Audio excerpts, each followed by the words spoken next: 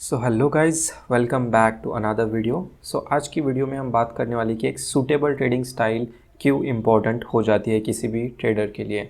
तो चलिए देखते हैं कि कौन कौन सी ट्रेडिंग स्टाइल्स होती है और एक इम्पॉर्टेंट क्यों हो जाता है ट्रेडिंग स्टाइल्स को चूज़ करना।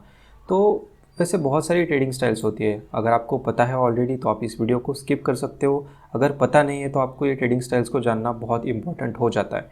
तो सबसे पहले कौन कौन सी ट्रेडिंग स्टाइल्स होती है, तो सबसे पहले होता है शॉर्ट टर्म ट्रेडिंग स्टाइल होता है, ठीक है। उसके पहले होता है लॉन्ग टर्म ट्रेडिंग स्टाइल होता है, ठीक है, मतलब लॉन्ग टर्म इन्वेस्टिंग, उसके बाद शॉर्ट टर्म इन्वेस्टिंग, पोजिशनल होता है, स्विंग ट्रेडिंग होता है, स्टॉक्स इंट्राडे होता है, फ्यूचर्स होता है, ऑप्शंस होता है, और भी बहुत सारी चीज़ें होती है। लेकिन ये मेरे अकॉर्डिंग मैंने यहाँ पे जो है सॉर्टिंग की है। अगर आपको लगता है इसमें कुछ और भी होना चाहिए तो आप कमेंट्स में लिख सकते हैं, ठीक है। तो सबसे पहले जानते हैं कि ये चीज़ें होती क्या है। तो जब लॉन्ग टर्म इन्वेस्टिंग आ जाता है तो लॉन्ग टर्म में यहाँ पे ये हो सकता है कि आपने एक स्टॉक लिया और उसको होल्ड किया 10 साल के लिए। जैसे कि एक पेनी स्टॉक लिया 4 रुपीज़ का, ठीक है, उसको होल्ड किया कहाँ तक, जब ये 1000 चला गया, ठीक है, या फिर 2000 चला गया, या फिर उससे ज़्यादा चला गया। तो आप इसको होल्ड कर सकते हो कितना भी टाइम, चाहे वो पेनी स्टॉक हो, चाहे वो कोई फंडामेंटल अच्छा स्टॉक हो। तो एक लॉन्ग टर्म में ये आ जाता है। उसके बाद क्या आता है कि लॉन्ग टर्म के लिए क्या क्या चीज़ें आपको देखनी चाहिए। सबसे पहले देखना चाहिए क्या उसका फंडामेंटल है, ठीक है। उसके बाद क्या उसके शेयर होल्डर्स है।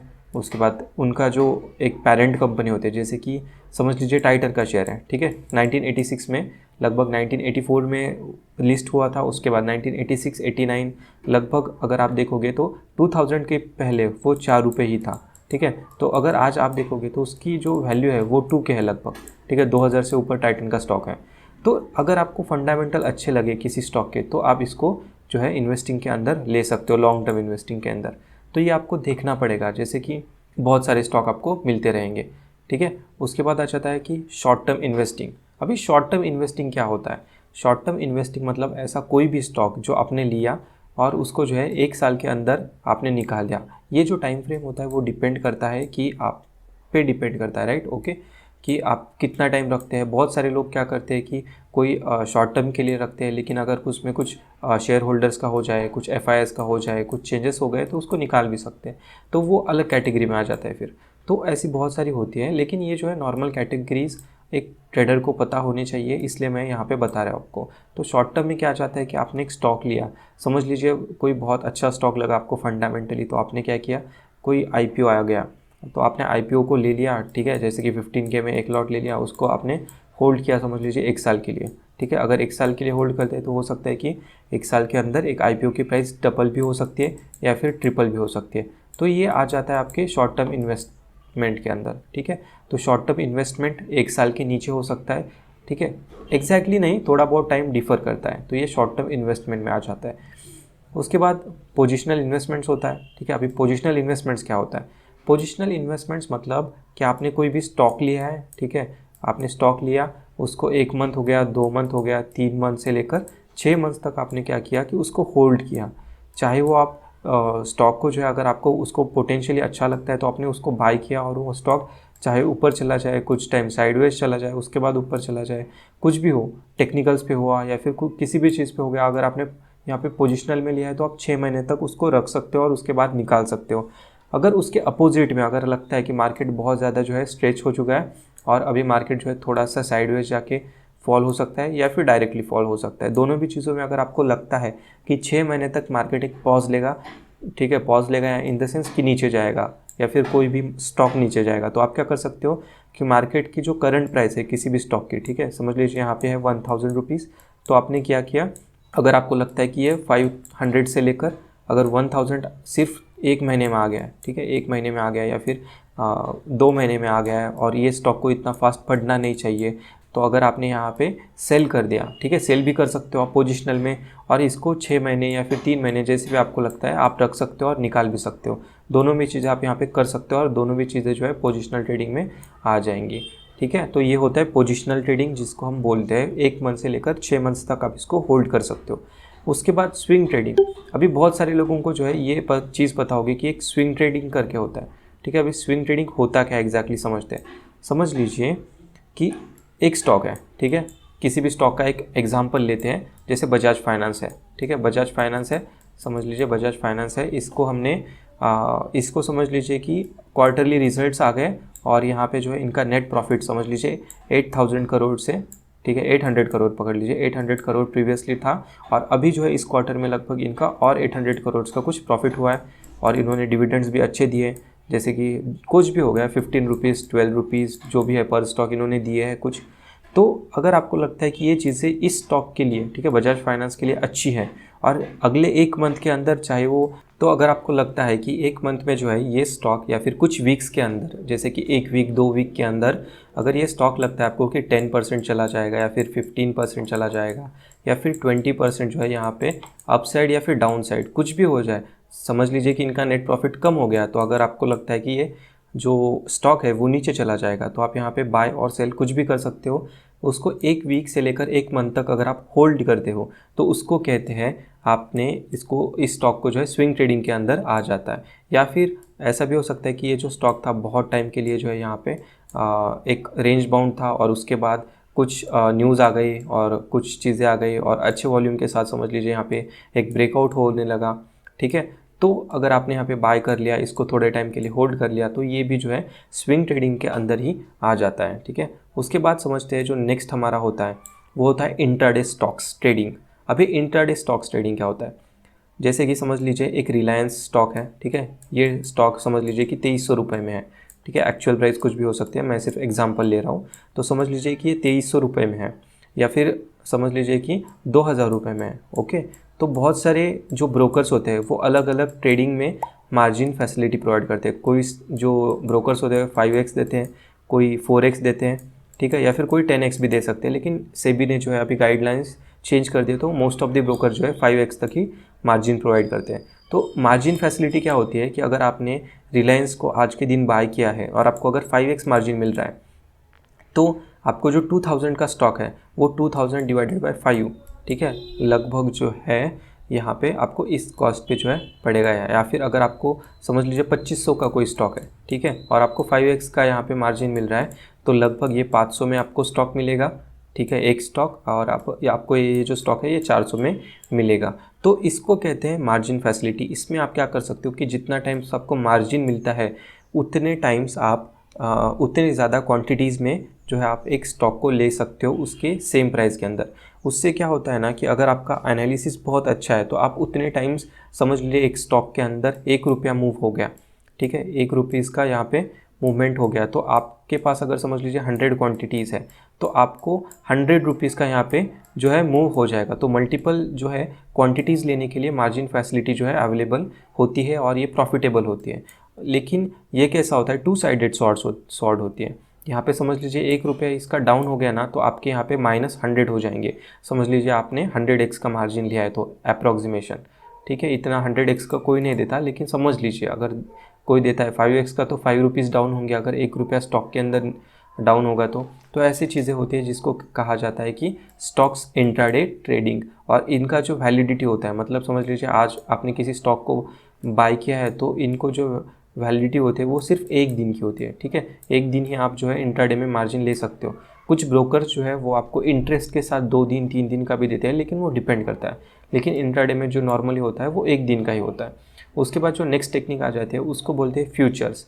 अभी फ्यूचर्स में क्या होता है, एक स्टॉक है फॉर एग्जांपल रिलायंस, अभी आप बोलोगे कि रिलायंस की क्यों एग्जांपल मैं बार बार ले रहा हूँ, मेरा कोई फेवरेट स्टॉक नहीं है लेकिन जस्ट बहुत बार ट्रेड किया है तो याद रहता है। तो क्या होता है कि रिलायंस का हर मंथ में एक न्यू फ्यूचर कॉन्ट्रैक्ट आता है जो कि मंथ के एंड की जो एक्सपायरी होते हैं, जो थर्सडे को होती है लास्ट एक्सपायरी, ठीक है, मंथ के एंड में, तो वहाँ पे एक्सपायर हो जाता है। हर एक स्टॉक का जो फ्यूचर कॉन्ट्रैक्ट होता है वो यहाँ पे एक्सपायर हो जाता है।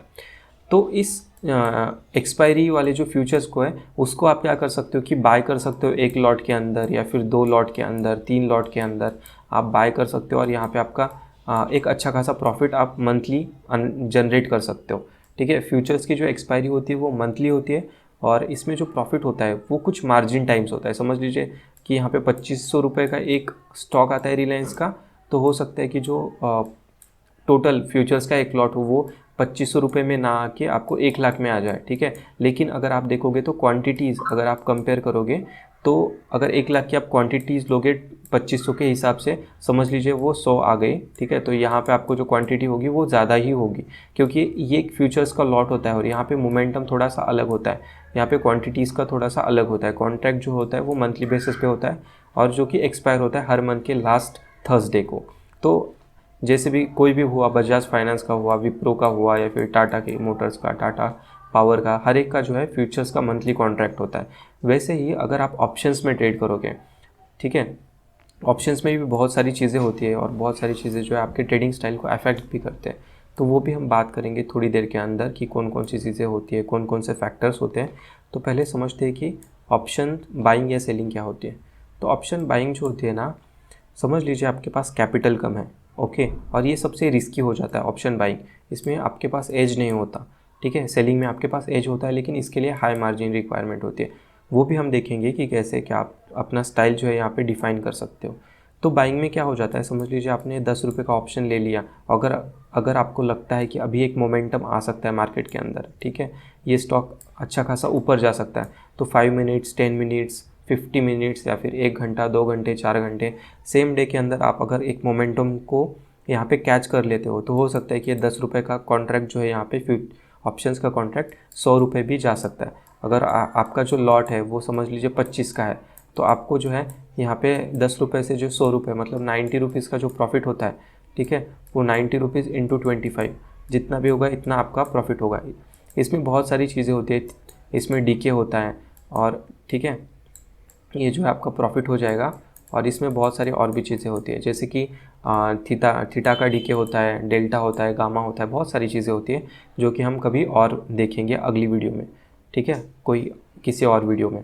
तो ये सारी चीज़ें आ जाती है ऑप्शंस बाइंग में। ऑप्शन बाइंग मतलब सिंपल होता है कि किसी भी स्टॉक के अंदर जो है एक तो डाउन साइड या फिर अप साइड आपको क्या करना होता है, मोमेंटम को कैप्चर करना होता है। यहाँ पे हाई रिस्क होता है, ठीक है, बहुत ज़्यादा रिस्क होता है, लेकिन रिवॉर्ड भी जो है उतना ही ज़्यादा होता है ऑप्शन बाइंग के अंदर, ठीक है, क्योंकि यहाँ पे आपको जो है 10,000 से लेकर 20,000 के अंदर भी आप ऑप्शन बाइंग कर सकते हो। ऑप्शन सेलिंग के लिए आपको लगभग 1 लाख से लेकर 2 लाख मिनिमम आपको यहाँ पे कैपिटल लगती है ऑप्शन सेलिंग के लिए। लेकिन ऑप्शन सेलिंग में आपके पास एज होता है, यहाँ पे आपको मोमेंटम कैप्चर नहीं करना होता है। आपको क्या करना होता है कि समझ लीजिए एक पर्टिकुलर पॉइंट है, यहाँ पे समझ लीजिए कि अगर आपको लगता है कि यहाँ से मार्केट ऊपर जा ही नहीं सकता, तो आप क्या कर सकते हो कि कॉल को जो है, कॉल को सी मतलब कॉल ऑप्शंस को सी बोला जाता है, ठीक है। ये कॉल यूरोपियन होते हैं, यूरोपियन मेथड को हम यहाँ पे फॉलो करते हैं इंडिया के अंदर भी। तो सी को आप क्या कर सकते हो, यहाँ पे सेल कर सकते हो, ऑप्शन सेल कर सकते हो सी का, ठीक है। तो ये सेलिंग के अंदर आ जाता है। अगर आपको लगता है कि यहाँ से मार्केट जो है एक पर्टिकुलर पॉइंट से नीचे बिल्कुल नहीं जाएगा, यहाँ से ऊपर ही जाना चाहिए, तो आप यहाँ पे पुट को शॉर्ट कर सकते हो, ठीक है, पुट को सेल कर सकते हो। तो ये सारी चीज़ें हम अलग वीडियोस में देखेंगे, लेकिन नॉर्मली जो है इसके लिए बहुत ज़्यादा आपको क्या लगता है, मार्जिन लगती है, बहुत ज़्यादा कैपिटल लगती है। इसके लिए कम लगती है, लेकिन रिस्क बहुत ज़्यादा हो जाता है। तो ये होता है ऑप्शन बाइंग और सेलिंग। चलिए अभी समझते हैं कि क्या क्या ऐसी चीज़ें होती है जिससे कि आपका ट्रेडिंग स्टाइल अफेक्ट होता है, मतलब आपको हेल्प मिल सकती है आपके ट्रेडिंग स्टाइल को चूज़ करने के लिए, ठीक है। तो सबसे पहली बात जो मुझे लगती है कि आपका प्रोफेशन बहुत मैटर करता है। अभी प्रोफेशन कैसे मैटर करता है, समझ लीजिए आप एक जॉब पर्सन हो, ठीक है। अगर आप जॉब पर्सन हो, अगर आपको लगता है कि मुझे इंट्राडे स्टॉक्स में ट्रेड करना है, तो ये तो अप्रॉक्सीमेटली पॉसिबल नहीं होता। समझ लीजिए कि अगर आपकी 9 to 5 जॉब है, ठीक है, 9 to 5 नॉर्मली जॉब होती है लोगों की, तो अगर आपको लगता है कि मुझे इंट्राडे स्टॉक ट्रेडिंग करनी है, तो आप 9 to 5 अगर जॉब होगी, तो आप अगर काम कर रहे हो, ठीक है, अपना जो भी काम है वो कर रहे हो, उसके साथ अगर आप स्टॉक ट्रेडिंग करोगे, तो आपका अच्छे से जो है एनालिसिस नहीं हो पाएगा। टेक्निकल हो चाहे फंडामेंटल हो, चाहे कोई भी एनालिसिस हो, वो नहीं हो पाता है। तो आपका प्रोफेशन बहुत मैटर करता है। जैसे कि अगर आप एक स्टूडेंट हो और अगर आपको इनकम की बहुत ज़्यादा पड़ी नहीं है, तो आप क्या कर सकते हो कि फंडामेंटली अगर कोई स्टॉक अगर आपको देखना आ गया और अच्छे से लगता है कि हाँ 1-2 साल में ये अच्छा खासा अर्न करके देख सकता है, तो आप उसको इन्वेस्टिंग कर सकते हो, ठीक है। अगर आपके पास अमाउंट नहीं है, कैपिटल नहीं है, क्योंकि स्टूडेंट के पास ज़्यादा कैपिटल नहीं होता, अगर आपको लगता है कि मैं ऑप्शंस में ट्रेड कर सकता हूँ, तो आपको सीखना पड़ेगा पहले कि ऑप्शंस में ट्रेड कैसे करना है। तो ये आपके अकॉर्डिंग जो है, अलग अलग प्रोफेशंस के अकॉर्डिंग आपको अलग अलग जो फैक्टर्स होंगे वो मैटर करेंगे आपकी स्टाइल को चूज़ करने के लिए, ठीक है। उसके बाद जैसे कि मैंने कहा, एक जॉब पर्सन को 9 to 5 मतलब इंट्राडे नहीं कर सकता, फिर वो कमोडिटीज़ में कर सकता है, जैसे कि MCX हुआ, ठीक है, मतलब क्रूड ऑयल हुआ, उसके बाद गोल्ड हुआ। ऐसे बहुत सारी चीज़ें होती है जो कि 9 to 5 के बाद भी अवेलेबल होती है ट्रेड करने के लिए, तो उनमें कर सकते हो आप। उसके बाद कैपिटल रिक्वायरमेंट, वो भी बहुत मैटर करती है। समझ लीजिए आपके पास 10 के ही कैपिटल है, ठीक है, तो इसमें आप जो है फ्यूचर्स नहीं कर सकते। इसके बाद इसके अंदर जो है आप ऑप्शन सेलिंग नहीं कर सकते। इसके अंदर सिर्फ आप क्या कर सकते हो, बाइंग कर सकते हो, ऑप्शन बाइंग कर सकते हो, या तो इंट्राडे जो है वो स्टॉक बाइंग या फिर सेलिंग कर सकते हो। तो ये जो चीज़ है वो बहुत मैटर करती है आपके लिए कि आपकी कैपिटल क्या है, क्या चीज़ें आपको सूट करती हैं। उसके बाद जो है एनालिसिस, ठीक है, एनालिसिस भी बहुत इम्पॉर्टेंट प्ले करता है रोल। तो एनालिसिस के अंदर क्या आ जाता है, सबसे पहले तो आ जाता है फंडामेंटल, ठीक है, फंडामेंटल एनालिसिस। और ये किसको यूज़फुल होता है, जो लोग इन्वेस्टमेंट के बारे में सोच रहे हैं। इन्वेस्टमेंट मतलब स्विंग ट्रेडिंग हो गया, पोजिशनल हो गया, लॉन्ग टर्म ट्रेडिंग हो गया, तो ये सारी चीज़ें जो है इन्वेस्टमेंट्स के अंदर आ जाती है। तो इसके अंदर आपको फंडामेंटल देखना पड़ता है कि कंपनी का प्रॉफिट कितना है, इसके शेयर होल्डर्स कितने हैं, नेट एसेट्स कितने हैं, इनके एफआईआईस की होल्डिंग कितनी है, ठीक है, इनके अंदर डीआईएस की होल्डिंग कितनी है। तो ये सारी चीज़ें जो है वो फंडामेंटल एनालिसिस में आ जाता है एक स्टॉक की। तो ये सारी चीज़ें आपको देखना होता है। उसके बाद फंडामेंटल एनालिसिस हो गया, उसके बाद होता है टेक्निकल एनालिसिस, ठीक है। समझ लीजिए आपको ऑप्शंस में ट्रेड करना है, आपको फ्यूचर्स में ट्रेड करना है, आपको इंट्राडे स्टॉक्स में ट्रेड करना है, तो आपका टेक्निकल एनालिसिस बहुत स्ट्रॉन्ग होना चाहिए। सिंपल चीज़ें जैसे कि सपोर्ट और रेजिस्टेंस कैसे ड्रॉ करना है, ये सब समझ लीजिए कि एक सपोर्ट हो गया स्टॉक के लिए। यहाँ से अगर आपको लगता है कि स्टॉक ऊपर जाएगा तो सपोर्ट को फाइंड करना होता है। समझ लीजिए कोई स्टॉक ऊपर जा रहा है, ठीक है, तो एक चीज़ होती है कि जहाँ से स्टॉक रिवर्स भी हो सकता है। तो ऐसे चीज़ों को आपको फाइंड करना मतलब टेक्निकल एनालिसिस में आ जाता है कि एक रेजिस्टेंस हो जाएगा। उसके बाद समझ लीजिए मार्केट बहुत स्ट्रेच हो चुका है, और अगर आपको लगता है कि यहाँ से ऊपर नहीं जाएगा, तो आपको समझ में आना चाहिए कि मेरा प्रॉफिट यहाँ पे मुझे बुक भी कर लेना है। क्योंकि बहुत सारे ट्रेडर्स को प्रॉफिट तो बनाना आता है, लेकिन राइट टाइम पे एग्जिट नहीं करना आता। उसके बाद क्या हो जाता है कि वो वेट करते हैं। समझ लीजिए यहाँ पे 1 लाख का उनका प्रॉफिट चल रहा था, उसके बाद थोड़ा सा टाइम मार्केट ने यहीं पे स्पेंड किया, थोड़ा सा मार्केट नीचे आ गया, उसके बाद क्या हो गया कि आपका 1 लाख का प्रॉफिट 80,000 बन गया, ठीक है, 80,000 बन गया। उसके बाद थोड़े टाइम के बाद अगर आपको लगता है, फिर आपको लगता है कि यार मेरा प्रॉफिट यहाँ पे 1 लाख चल रहा था, तो अगर 80,000 का मुझे यहाँ पे 1 लाख हो गया तो मैं फिर से निकाल दूंगा। उसके बाद वो 80 का 70 बन जाता है, तो फिर आप बोलोगे कि यार मेरा तो अभी 80,000 प्रॉफिट था, तो एक बार फिर से 80,000 यहाँ पे दिख गया तो मैं निकालूंगा। तो वो 70 का फिर 20,000 या फिर 30,000 जब होता है, तब आप कुछ भी करके फिर यहाँ पे ट्रेल करके वगैरह निकाल लेते हो। या फिर अगर आप पूरे न्यू बिगिनर ही हो स्टॉक मार्केट के अंदर, तो आप फाइनली लॉस में ही यहाँ पे निकाल लेते हो 20 या 30,000 की। तो ये बहुत सारी चीज़ें जो है आप पे डिपेंड करती है कि आपका ट्रेडिंग स्टाइल कैसे चूज़ करना है। तो समझ लीजिए फर्स्ट हो गया फंडामेंटल एनालिसिस, उसके बाद हो गया टेक्निकल एनालिसिस। तो ये दोनों भी पार्ट आ जाते हैं एनालिसिस के अंदर। कैपिटल, आपकी कैपिटल कितनी है, 1 लाख है, 2 लाख है, या फिर 5 लाख से ज़्यादा है, ठीक है। तो इसके अंदर आपको ट्रेडिंग स्टाइल चूज़ करने में इन फैक्टर्स की हेल्प लेनी चाहिए। आपका कैपिटल क्या है, आपका एनालिसिस कैसा है, एनालिसिस कैसे सीखना है, उसके बाद आपका प्रोफेशन क्या है, आप एक स्टूडेंट हो, अगर स्टूडेंट होगे तो आपको पैसे की ज़्यादा ज़रूरत नहीं है, आप लॉन्ग टर्म के लिए कर सकते हो, आप इंट्राडे में नहीं कर सकते, आपका कॉलेज है, तो एक स्टूडेंट को जो है इंट्राडे में नहीं करना चाहिए। अगर आप प्रोफेशनल हो, ठीक है, अगर आप एक प्रोफेशनल हो, आपके पास 9 to 5 जॉब है, तो आपको क्रूड ऑयल में कर सकते हो, या फिर इन्वेस्टमेंट कर सकते हो, स्विंग ट्रेडिंग कर सकते हो, सैटरडे संडे आप स्टॉक्स को एनालाइज कर सकते हो और मार्केट में पैसा कमा भी सकते हो अगर आप आपके रिस्क मैनेजमेंट चीज़ों को फॉलो करोगे तो, ठीक है। तो मुझे लगता है कि गाइज़ इतना ही आज की वीडियो हम देखेंगे। अगर आपको वीडियो पसंद आया हो तो प्लीज़ वीडियो को लाइक कर देना। आपकी अगर कोई भी क्वेरीज़ होती है तो वीडियो के नीचे कमेंट कर देना, और अगर आपको हमारे चैनल पे जो कंटेंट है वो अच्छा लगता है तो प्लीज़ चैनल को सब्सक्राइब भी कर देना। और मिलते हैं अगले वीडियो में। Thanks for watching.